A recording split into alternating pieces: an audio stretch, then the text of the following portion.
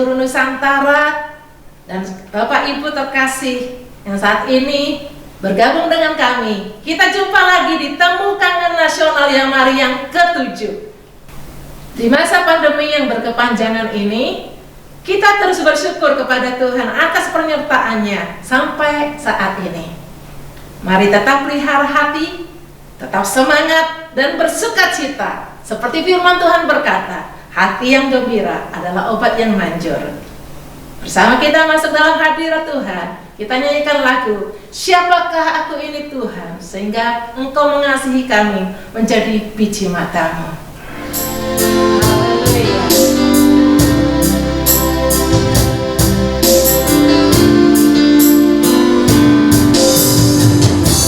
Kasih setiamu yang ku rasakan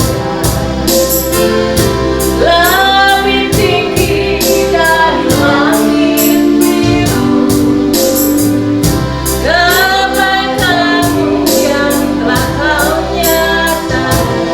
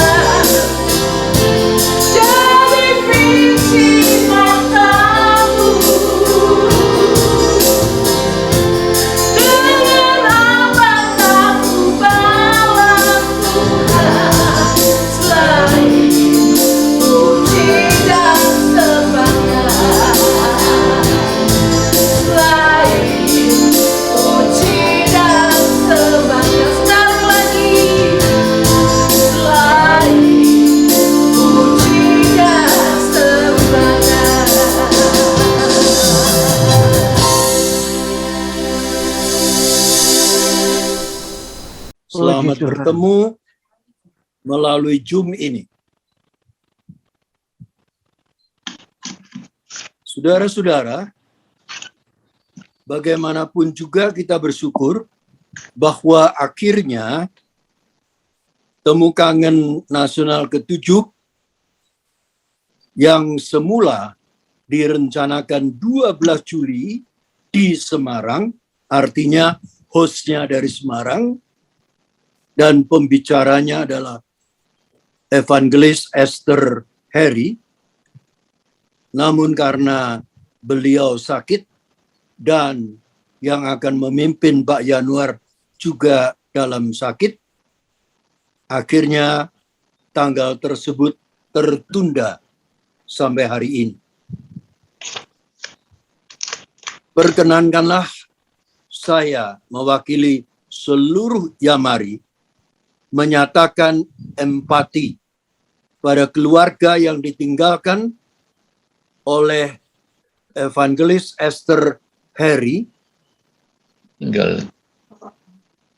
agar supaya Tuhan memberi penghiburan dan kekuatan dalam masa-masa perkabungan ini. Tetapi ingatlah, beliau almarhumah, maksud saya, adalah seorang hamba Tuhan dan dia adalah hidup untuk Kristus. Maka mati itu keuntungan. Bersyukur pada Tuhan akhirnya Jakarta yang menerima untuk pelayanan TKN ke-7 ini dengan cepat, cekatan, tanpa bimbang dan ragu. Ini adalah satu sikap yang indah, yang terpuji. Dan firman Tuhan dilayani oleh Pendeta Dr. Anton Lagiono dengan tema bersukacita di dalam Tuhan. Memang benar, saudara sekalian, di tengah pandemi COVID yang merebak dengan sangat menakutkan ini, bahkan PPKM darurat diperpanjang. Namun jangan kita selalu muram durja wajah kita seperti seorang yang sedih tanpa ada kegembiraan sama sekali. Nah, dengan berita bersukacita di dalam Tuhan nanti akan menjadi berkat bagi kita, karena di luar Tuhan tidak ada sukacita. Siang tadi, BPL atau Badan Pengurus Lengkap Yamari sudah diadakan rapat kedua untuk tahun ini, dan salah satu keputusannya adalah mengharapkan grup TKN ini, para peserta yang setia selama 7 kali ini, akan dijadikan member tetap TKN. Tentunya atas kerelaan para peserta. Kalau saudara rela, tidak menolak, berarti dianggap member tetap TKN, sehingga jangan left dari grup ini. Bila mana ingin left, beritahu kepada Ibu Maria atau pimpinan dari Yamari, dan itu berarti keluar dari keanggotaan member tetap. Tapi saya harapkan jumlah member tetap ini bertambah, walaupun Zoom baru dari Jakarta ini hanya berkapasitas 100, tetapi oleh Pak Bambang tadi sudah diumumkan akan diusahakan melalui YouTube dan sebagainya. Oleh karena itu, kita tidak mengkhawatirkan kalau jumlah member tetap itu sampai lebih daripada 100. Nah, saudara-saudara, selamat mengikuti TKN ke-7. Mari kita bawa dalam Doa. Bapa Surgawi, kami mengucap syukur dan terima kasih bahwa di tengah pandemi COVID, Tuhan memberi Yamari metode-metode untuk bisa bertemu dengan saudara-saudara seiman, sahabat-sahabat Yamari MHM, di mana saja melalui TKN ini. Tuhan berkati yang sudah daftar kali ini dan yang pasti sudah hadir 30 lebih. Tuhan berkati agar supaya persekutuan kita melalui TKN ini benar-benar menjadi berkat bagi satu sama lain, terutama firman Tuhan dan pembicaraan sesudah firman nanti. Kami persembahkan doa dan syukur ini hanya di dalam satu nama yang indah, Tuhan Yesus Kristus, Juru Selamat kami yang hidup. Haleluya. Amin. Bapak Ibu, mari kita puji Tuhan. Firman Tuhan berkata, hati yang gembira adalah obat. Mari kita puji Tuhan, bersuka cita bersama-sama dengan saya. Memuji Tuhan selalu.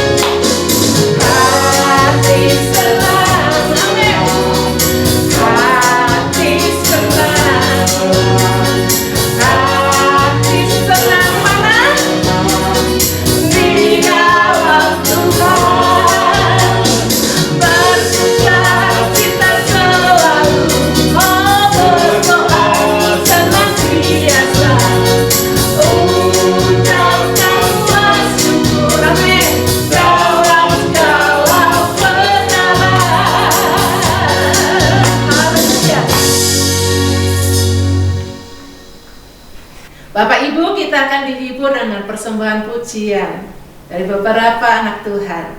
Waktu dan tempat kami persilakan.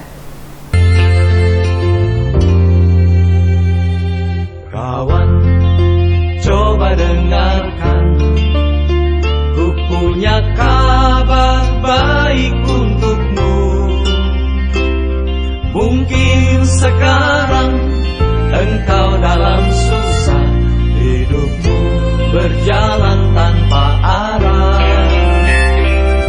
Kawan, Tuhan di sini, Dia selalu ada untukmu.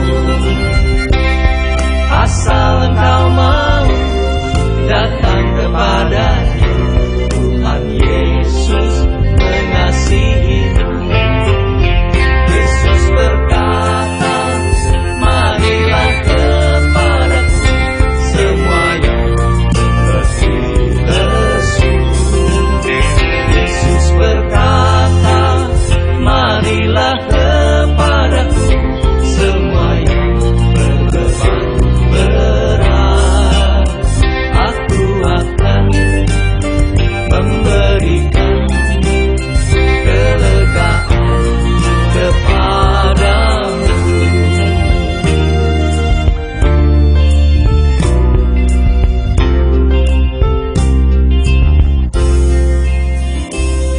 Kawan, jangan kau tunda. Hari esok belum tentu ada. Sekaranglah waktunya datang kepadanya, menerima pengampunannya. Yesus berkata, marilah kepadaku semua yang letih lesu. Yesus berkata, marilah kepadaku semua yang berbeban berat. Aku akan memberikan kelegaan kepadamu.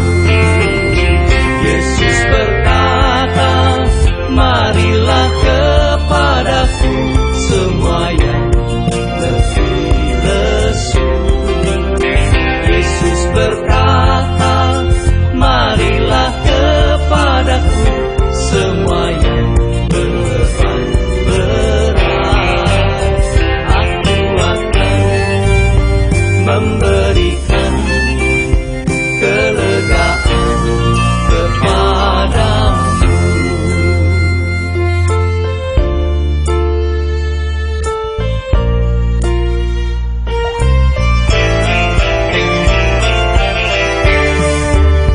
Yesus berkata, marilah kepadaku semua yang letih lesu. Yesus berkata, marilah kepadaku semua yang berbeban berat. Aku akan memberikan kelegaan kepadamu.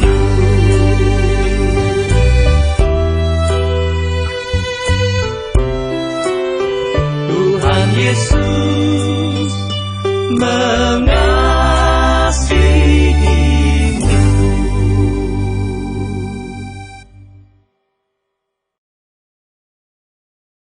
Duduk diam di bawah kaki Tuhan dengan penuh kerinduan, itu adalah wujud kita mengasihi Tuhan. Mari persiapkan hati kita akan mendengarkan kebenaran firman Tuhan yang akan disampaikan oleh hamba-Nya, Pendeta Dr. Anton Ladiono dari Jakarta. Kita nyanyikan sebuah lagu kata dengan satu hal kurindukan kepadamu Tuhan, untuk tetap tinggal Dia di dekat. Satu hal yang kurindukan ya Tuhan,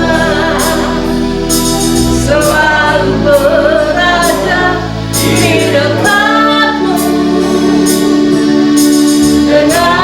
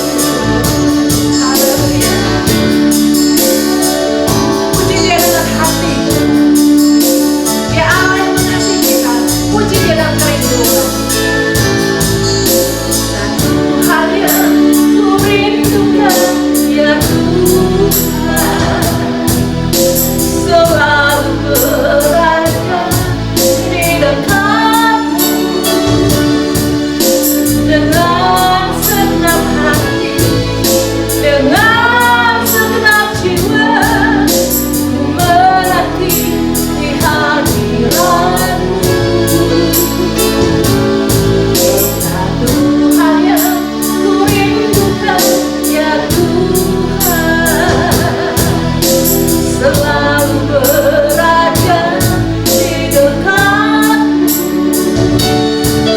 dengan senang hati, dengan senang jiwa. Ku menanti di hadiratmu lebih dalam, lebih dalam lagi. Ku rindukan lebih dari segala yang ada. Lebih dalam lagi, ku cinta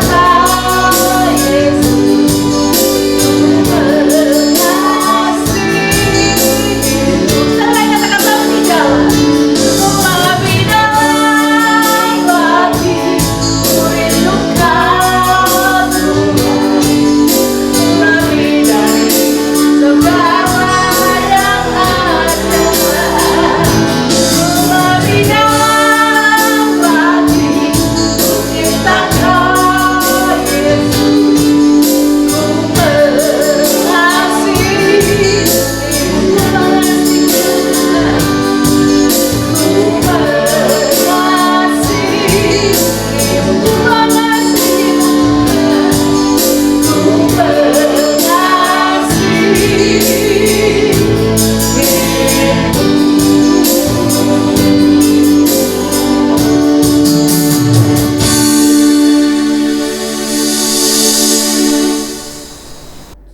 Salam saudara, peserta Temu Kangen Nasional Yayasan Marturia Immanuel dimanapun Anda berada, seluruh Indonesia dari Sabang sampai Merauke, bahkan di mancanegara, baik yang ada di Singapura maupun di Australia dan di tempat yang lain. Damai sejahtera Tuhan kiranya mengalir di dalam kehidupan Bapak Ibu Saudara sekalian dan seluruh keluarga para peserta Temu Kangen Yayasan Marturia Immanuel. Pada saat ini saya akan menyampaikan firman Tuhan yang saya ambil dari kitab Filipi pasal yang kedua ayat yang ke-12 sampai dengan yang ke-18. Namun untuk mempersingkat waktu, saya akan membaca dari Filipi pasal yang kedua ayat 17 dan 18. Sekalipun darahku dicurahkan pada korban dan ibadah imanmu, aku bersukacita dan aku bersukacita dengan kamu sekalian. Ayat 18, dan kamu juga harus bersukacita demikian dan bersukacitalah dengan aku. Saudaraku yang dikasihi oleh Tuhan, masih relevankah ayat firman Tuhan yang baru saja kita dengar? Melihat keadaan hari-hari ini yang sangat jauh dari kata sukacita. Senang pun tidak. Mengapa? Karena kalau kita perhatikan keadaan hampir seluruh dunia masih bergumul dengan adanya COVID-19 yang berkembang dengan berbagai macam bentuk dan cara penularannya.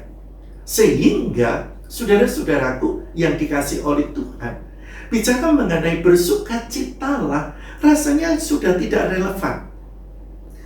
Tetapi saudara yang dikasihi oleh Tuhan, sebagai anak-anak Allah, Tuhan Yesus memerintahkan kepada kita melalui firman Tuhan, bersukacitalah. Sekali lagi, bersukacitalah. Ini bukan hanya seruan dan himbauan, tetapi kata bersukacita yang ada di dalam Filipi adalah merupakan perintah Tuhan. Oleh sebab itu, saudaraku yang dikasihi oleh Tuhan, bagaimana kita bisa tetap bersukacita, sedangkan pada waktu itu yang menulis bersukacitalah orang yang lagi dibelenggu di dalam penjara, mengalami siksaan yang berat, mengalami masa depan yang tidak menentu. Apakah besok dia masih hidup atau sudah mati? Terbelenggu dengan kamar yang begitu gelap. tangan dirantai, kaki dirantai, siksaan dia terima. Tetapi Paulus, penulis kitab Filipi, tidak terpengaruh sama sekali untuk tetap bisa bersukacita. Saudara, inilah yang harus kita pelajari. Di dalam menghadapi situasi dan kondisi bangsa dan negara kita, jangan sampai sukacita itu kita terhilang memilikinya. Apa rahasianya? Yang pertama, saudara, supaya tetap bisa bersukacita. Saya akan membuka dari kitab Roma pasal 4 ayat 7 dan 8. Berbahagialah orang yang diampuni pelanggaran-pelanggarannya dan yang ditutupi dosa-dosanya. Berbahagialah manusia yang kesalahannya tidak diperhitungkan Tuhan kepadanya. Sukacita yang kita miliki adalah sukacita yang sungguh luar biasa. Tidak dipengaruhi oleh kekayaan, pangkat, derajat, dan harta. Tetapi saudara, dipengaruhi oleh kekayaan surgawi yang luar biasa. Mengapa? Sukacita kita harus tetap ada. Karena sebagai anak-anak Allah, kita telah diampuni segala pelanggaran dosa-dosa kita. Bukankah itu pergumulan yang paling berat di dalam kehidupan manusia untuk bisa lepas dari segala dosa dan kesalahan? Tapi puji Tuhan, Allah pencipta langit dan bumi, di dalam Yesus Kristus Tuhan, memberikan satu anugerah yang sangat luar biasa, yaitu keselamatan melalui pengorbanannya di atas kayu salib. 1 Petrus pasal 3 ayat 18 mengatakan, sebab juga Kristus telah mati sekali untuk segala dosa kita, Ia yang benar untuk orang-orang yang tidak benar, supaya Ia membawa kita kepada Allah. Ia yang telah dibunuh dalam keadaannya sebagai manusia, tetapi yang telah dibangkitkan menurut Roh. Melalui pengorbanan Tuhan Yesus Kristus, kita orang-orang berdosa yang sesungguhnya tidak layak untuk menerima surga, menerima anugerah, menerima pemberian Allah secara cuma-cuma. Melalui pengorbanan Yesus Kristus, segala dosa kita bukan ditutup, tetapi dicoret, dihapuskan oleh darahnya. Dan saudara, jaminan surga. Tuhan Yesus bangkit pada hari yang ketiga. Dia naik ke surga, menyediakan tempat bagi saya dan saudara. Lalu janjinya, Tuhan juga memberikan. Di dalam Yohanes pasal 14 ayat 27. Damai sejahteraku kuberikan kepadamu. Damai sejahteraku kutinggalkan bagimu. Apa yang kuberikan tidak seperti yang diberikan oleh dunia kepadamu. Janganlah gelisah dan gentar hatimu. Saudara, itulah sebabnya. Mengapa?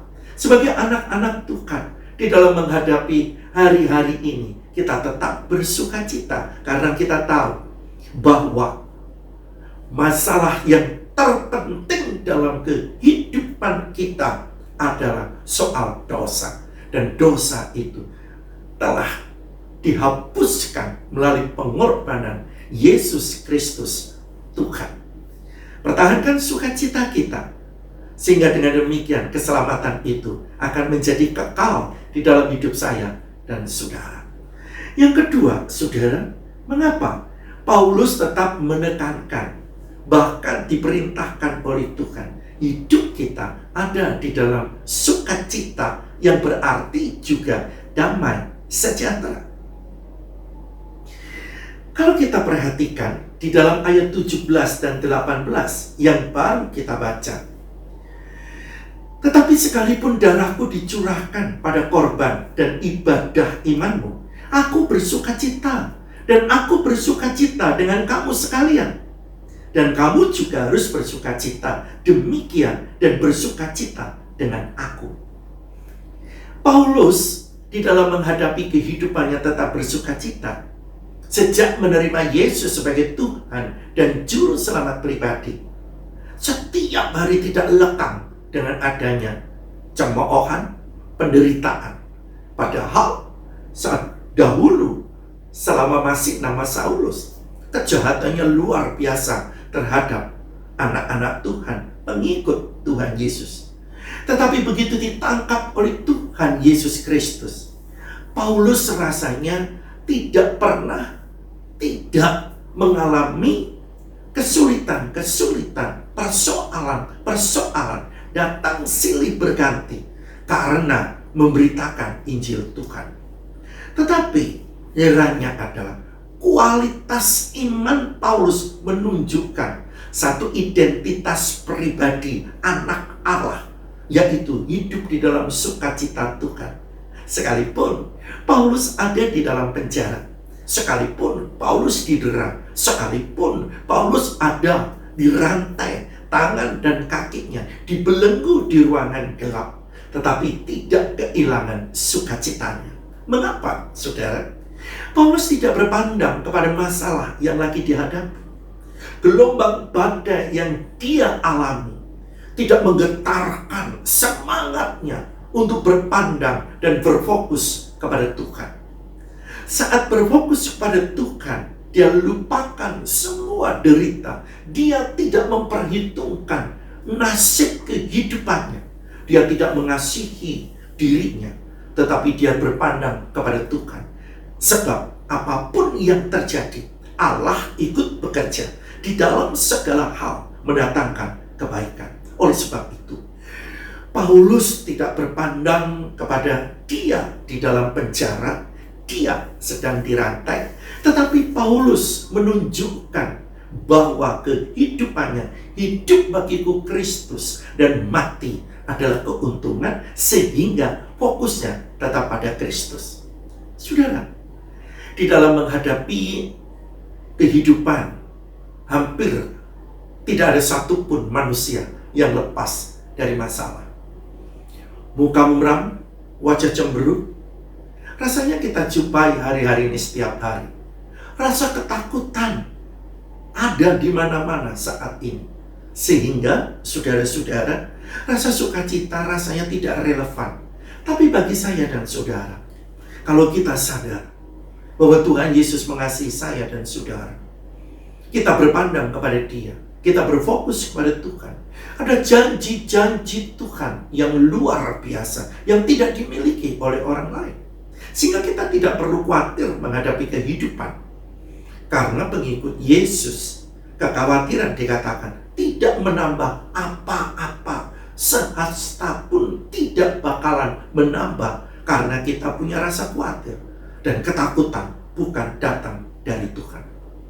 Oleh sebab itu, saudaraku yang dikasihi oleh Tuhan, berpandang kepada Yesus Kristus Tuhan yang memberikan damai sejahtera dan sukacita. Ingat akan kisah Petrus. Pada waktu Tuhan Yesus muncul di tengah malam, mereka sedang naik perahu dan diguncang dengan adanya gelombang badai. Petrus mengatakan kepada Tuhan, apabila itu Engkau Tuhan, izinkan saya turun dan berjalan di atas air. Luar biasa, mukjizat terjadi karena Tuhan mengatakan, datanglah. Petrus disaksikan oleh murid-murid yang lain. Saya yakin semua sukacita. Mengapa? Karena pada waktu itu Petrus pun bisa berjalan di atas air, langkah demi langkah. Di atas air Petrus melangkah. Tetapi sayang banget, Petrus tidak berfokus berpandang pada Yesus. Tetapi di tengah badai yang sedang menggelora saat itu, muncullah kepanikan, muncullah ketakutan, muncullah kekhawatiran. Petrus menengok ke kanan dan ke kiri. Akhirnya saudara, Petrus tenggelam. Yesus tetap menolongnya. Yesus mengulurkan tangannya. Hari-hari ini, apabila saudaraku kehilangan sukacita, fokuskan pandanganmu kepada Yesus. Tangan Tuhan terulur bagimu. Tangan Tuhan tersedia bagimu. Saudara, Di dalam menghadapi kehidupan, apabila kita tetap berfokus kepada Tuhan, janji-janji Tuhan itu pasti kita alami. Jangan tinggalkan Yesus, jangan tinggalkan iman kita, tetap berpandang kepadanya. Pertolongannya selalu tepat pada waktunya, sehingga sukacita kita tetap terjaga. Yang ketiga, yang terakhir, mengapa kita perlu bersukacita, saudaraku? Ada dampak yang positif di dalam kehidupan kita saat kita hidup bersukacita di dalam Tuhan. Di dalam Amsal 17 ayat yang ke-22 dikatakan bahwa hati yang gembira adalah obat yang manjur. Dan semua dokter pasti setuju dengan ayat ini. Sukacita itu bisa melenyapkan perasaan stres di dalam pikiran. Karena ahli medis telah membuktikan bahwa pasien yang tetap bersukacita akan sembuh jauh lebih cepat dibanding dengan pasien yang stres, tertekan dan tak punya harapan. Selain itu, mereka yang bersukacita tidak hanya punya umur panjang, tetapi juga punya kualitas hidup yang lebih baik. Jadi saudara, bagaimana dengan kita bisa mengalami sukacita? Belajar untuk membagikan kasih lebih dulu kepada orang lain. Karena dengan memberi kita akan mengalami sukacita sejati. Dan selain itu, dengan memiliki hati yang selalu bersyukur, rasa syukur yang kita miliki akan membuat kita tidak kehilangan sukacita. Hal yang lebih sederhana, saudara, yang bisa kita lakukan agar kita tetap hidup dalam sukacita atau mendapatkan sukacita terus-menerus mengalir dalam hidup kita adalah dengan menyeimbangkan kehidupan. Seimbang waktu antara bekerja, olahraga, dan menikmati hidup. Tertawalah sebebas-bebasnya mungkin dan nikmati momen-momen yang terjadi dalam hidupmu dengan sukacita. Saudaraku yang dikasihi oleh Tuhan, sukacita bisa juga bermanfaat bagi orang lain. Dan saat kita sukacita dilihat oleh orang lain, wajah kita memancarkan kemuliaan Tuhan.